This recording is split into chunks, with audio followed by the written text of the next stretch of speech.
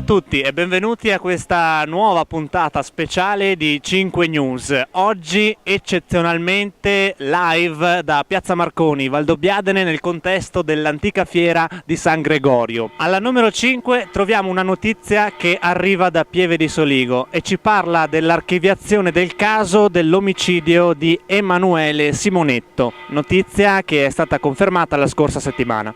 Alla numero 4 troviamo un'altra notizia che arriva da Pieve di Soligo. È stato aperto il passaggio tra via Lubin e via Marconi attraverso il complesso Ciassi Morona. La terza notizia più cliccata della settimana arriva da Farra de Soligo e arriva da una grossa provocazione lanciata dall'assessore alla protezione civile della provincia di Treviso, Mirko Lorenzon. La cucina contro il pregiudizio, una cena a base di nutrie. Alla numero 2 la notizia arriva da Farra de Soligo. Sentieri e corsi d'acqua, premiati i vincitori del concorso fotografico 2014. La notizia più cliccata della settimana arriva da Pieve di Soligo e ci racconta del dramma di una moglie che tornando dal lavoro ha trovato il marito senza vita.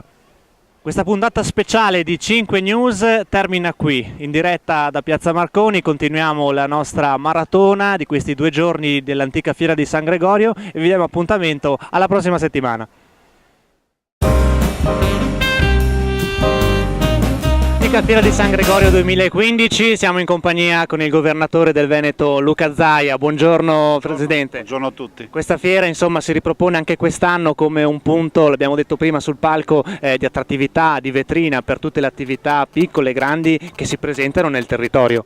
Direi di sì, è anche la dimostrazione di un territorio che cresce, che non si adegua alla crisi, non si fa imporre la malinconia dei mercati e crede che comunque anche la coltivazione del Prosecco sia ancora un vero valore. Prova ne sia che abbiamo superato lo champagne e questo dà la dimostrazione di quanto bravi siano i nostri produttori.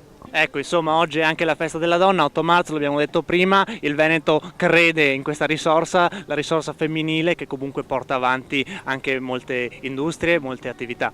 Guardi, partiamo dall'agricoltura, 2 nuove aziende su 3 sono al femminile.